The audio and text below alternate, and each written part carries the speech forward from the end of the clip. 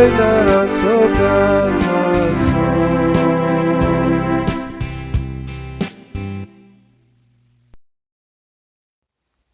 Rádio Sétimo Dia, Igreja de Deus, Pirassununga, São Paulo, Brasil. Igreja do Deus Vivo, coluna e baluarte da verdade.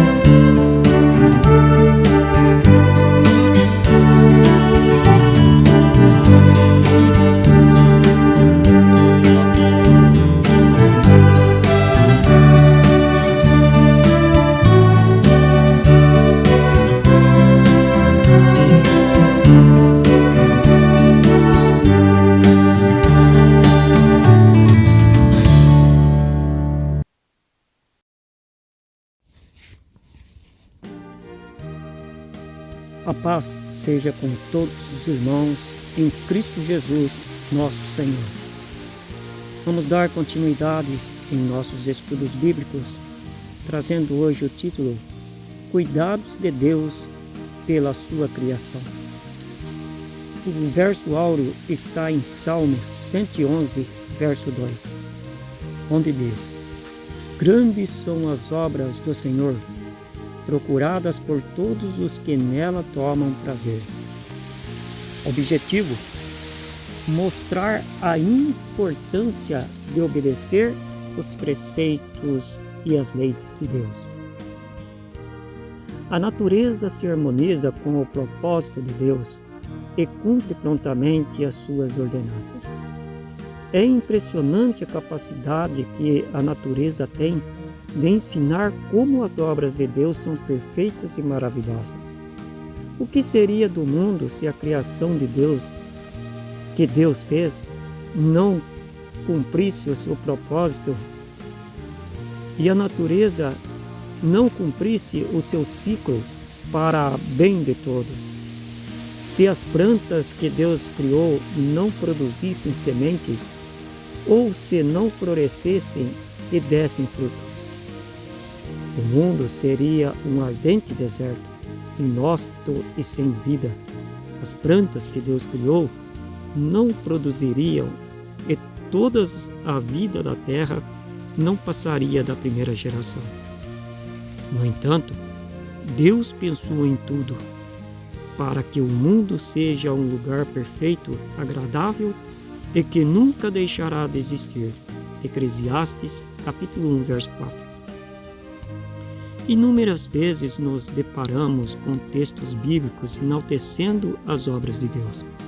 E às vezes nem nos damos conta de que tudo veio a existir por um propósito, uma finalidade, segundo as leis da própria natureza, estabelecida pelo poder de Deus.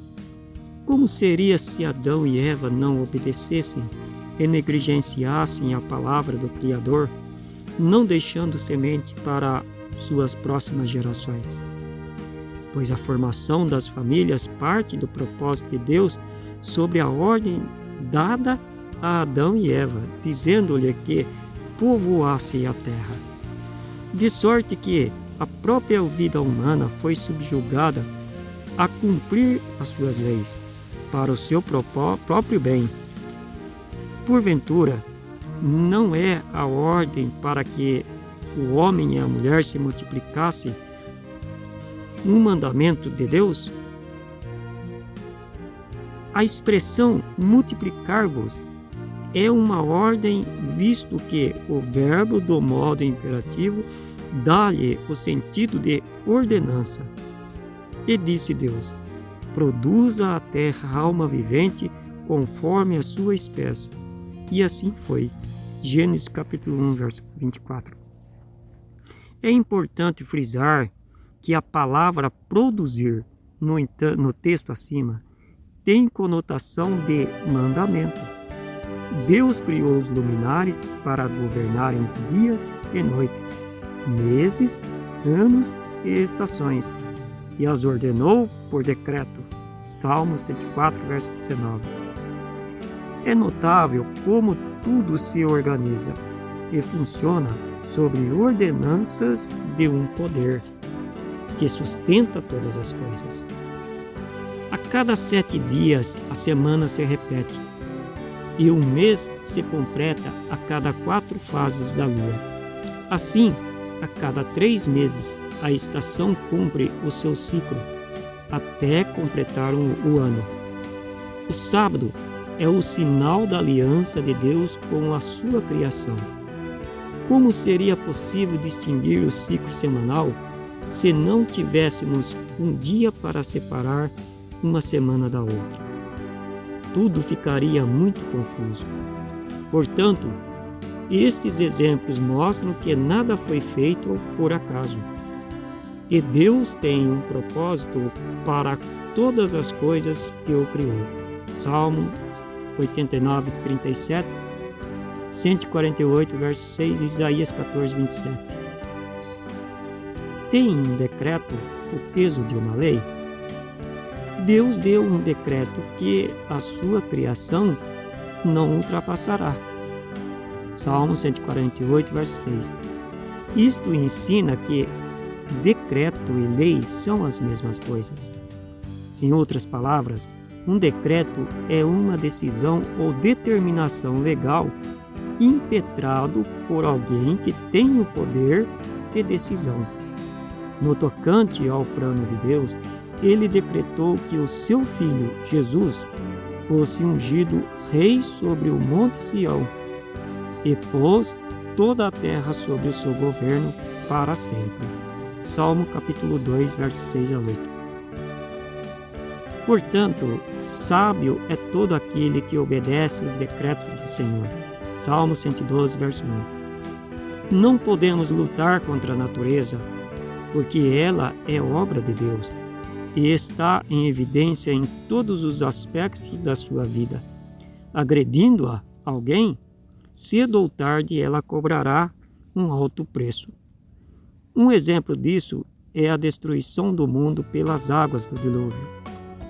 Era grande o pecado sobre a terra nos dias de Noé, de sorte que Deus destruiu o mundo, mas preservou a terra nos dias de Noé, a vida de homens e animais, para que repovoassem a terra.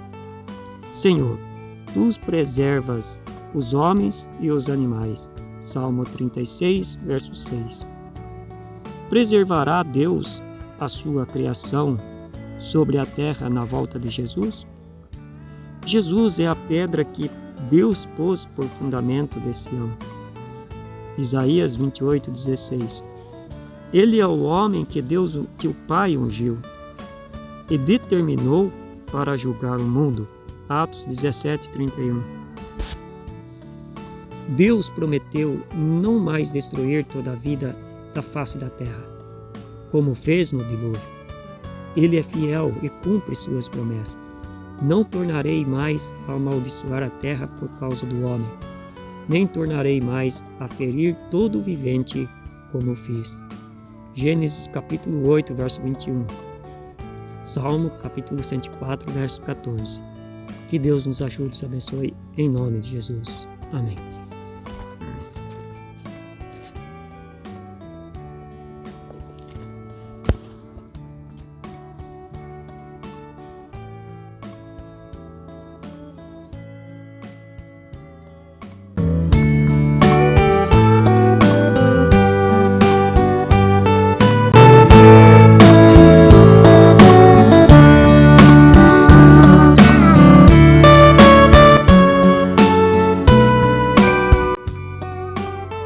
Rádio Sétimo Dia, Igreja de Deus, Pirassununga, São Paulo, Brasil. Igreja do Deus vivo, coluna e baluarte da verdade.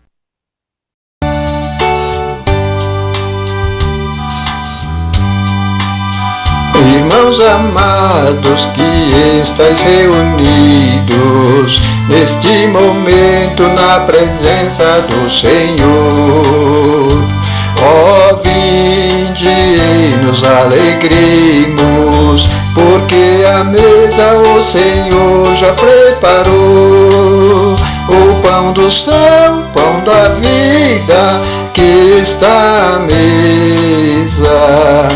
É sua palavra o maná do céu. Nem só de pão pode viver o homem, mas sim de toda a palavra de Deus. Quem se alimenta da palavra de Cristo se alimenta para a vida eterna, e dele vira o sustento e a certeza de ir bem até o final. O pão do céu, o pão da vida que está à mesa, é sua palavra, o maná do céu. Nem só de pão pode viver o homem, mas sim de toda a palavra de Deus. O pão da vida que Cristo oferece, quando se prova é mais doce que o mel. Sem preço vinde provai-o, porque de graça Ele dá o pão do céu. O pão do céu, pão da vida que está à mesa, é sua palavra, o maná do céu. Nem só de pão pode viver o homem, mas sim de toda a palavra de Deus.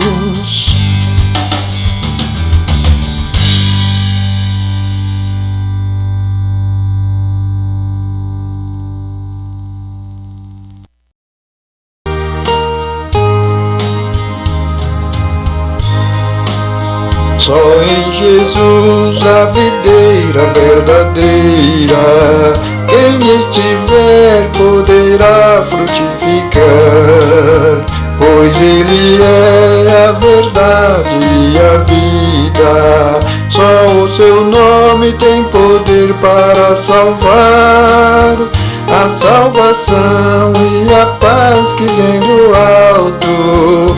Só em Jesus podes encontrar. Quem permanece na videira verdadeira, frutos benditos produzirá. Disse Jesus: estarei sempre convosco, até a vossa luta terminar. Ele perdoa nossas ofensas e não nos deixa o pé vacilar. E quem beber água da fonte da vida alcançará o perdão que vem do céu, e pela fé será nova criatura, terá vitória como Cristo prometeu, a salvação que produz vida eterna, só em seu nome encontrará. Paz verdadeira e amor que permanecem, só em Jesus podereis achar. Disse Jesus: estarei sempre convosco, até a vossa luta terminar. Ele perdoa nossas ofensas e não nos deixa o pé vacilar. Vós que estáis cansados e oprimidos, vinde a mim, diz Jesus, o grande Rei, e todos que tendes sede de verdade, vinde a mim, porque eu vos saciarei. Vinde a mim, vós os que estáis cansados, pois sem mim nada podeis fazer. Meu fardo é leve e meu jugo é suave, e em meu nome tereis poder. Disse Jesus, estarei sempre convosco, até a vossa luta terminar. Ele perdoa nossas ofensas e não nos deixa o pé vacilar.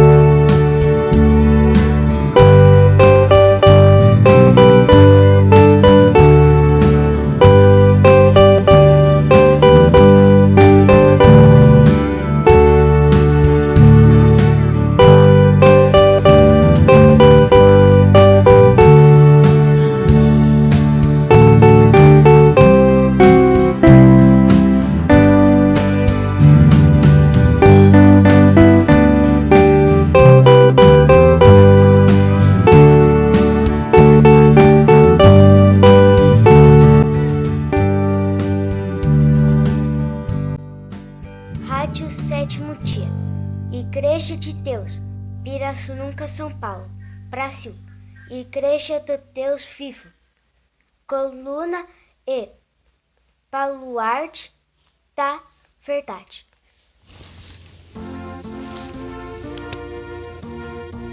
A paz esteja com todos os irmãos em Cristo Jesus, nosso Senhor.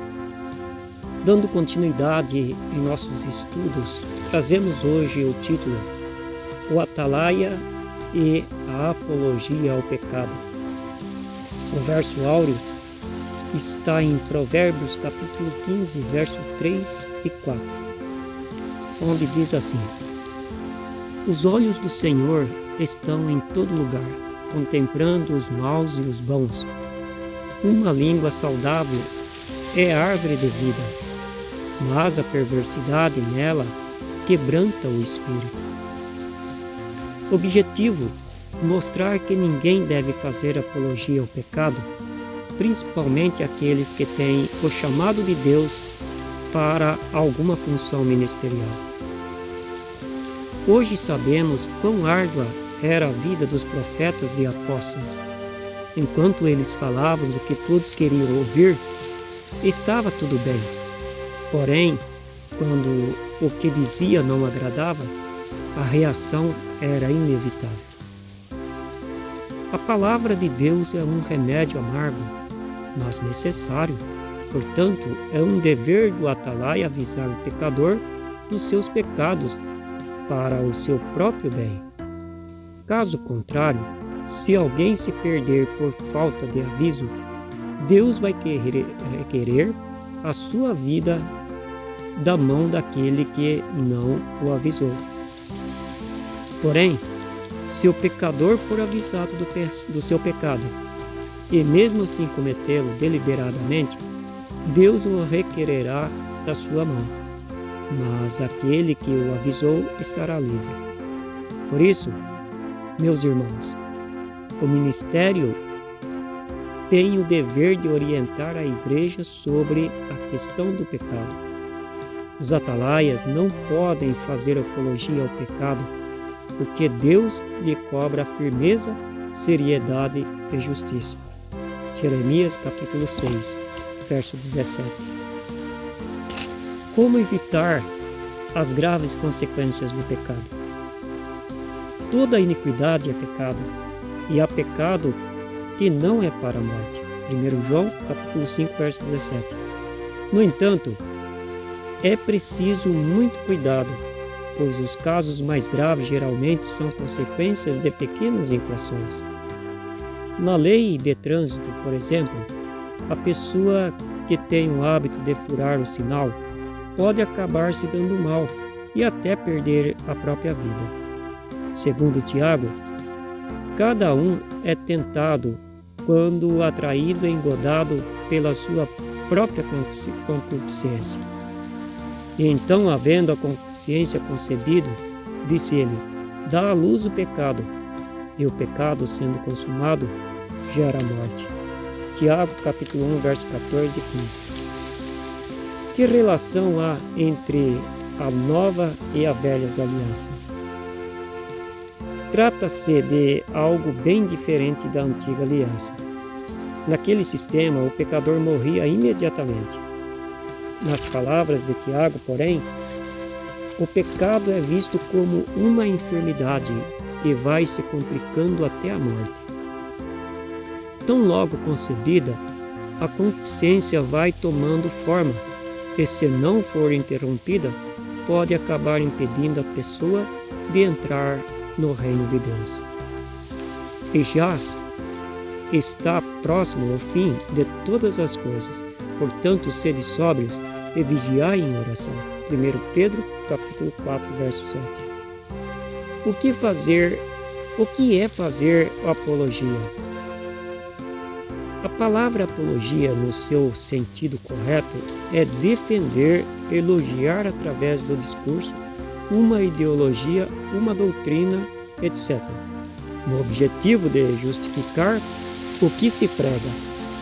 Em termos bíblicos, tudo o que leva à transgressão da lei de Deus é pecado e deve ser condenado. Deus cobrou de Samuel quando ele tentou proteger o rei Saul. 1 Samuel, capítulo 16, verso 1, Hebreus, capítulo 2, verso 2. Cobrou também um preço alto de Eli, por passar a mão na cabeça de seus próprios filhos, sabendo que eram pecadores.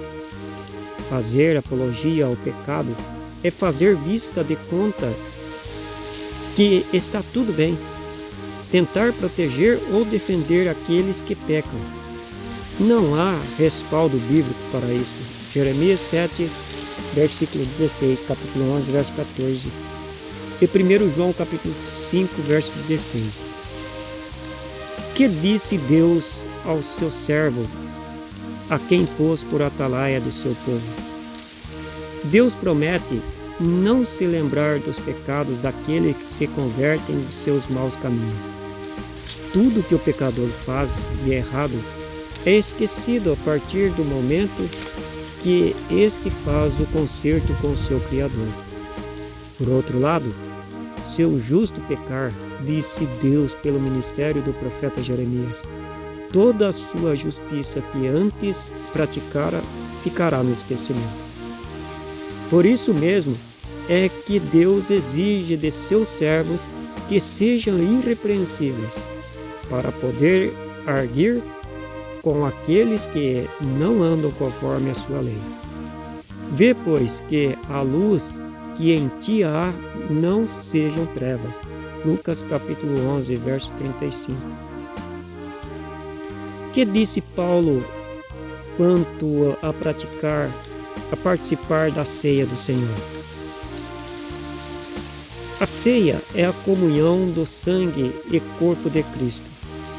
E por isto, é importante uma profunda reflexão antes de participar dela. Paulo diz que aquele que participar indignamente come e bebe para a sua própria condenação. 1 Coríntios capítulo 11, verso 29. Todavia, a responsabilidade é daquele que toma e não daquele que serve. Paulo recomendou a cada um examinar-se a si mesmo e tomar a ceia. Que Deus nos ajude e nos abençoe. Em nome de Jesus. Amém.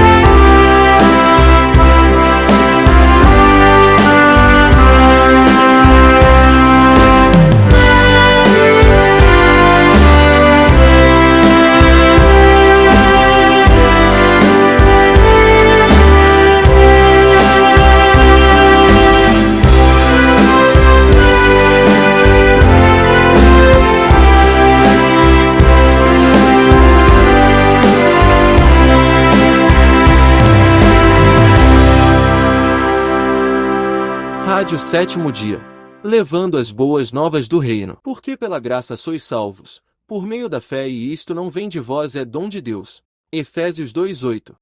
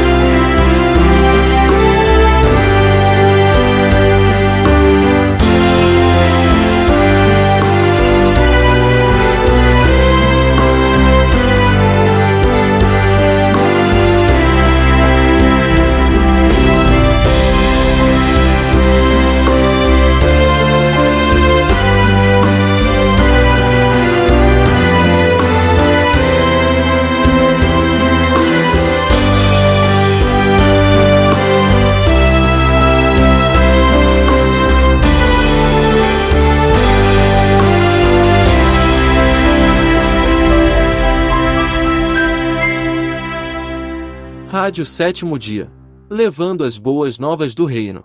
Uma programação da Igreja de Deus, Pirassununga, São Paulo, Brasil.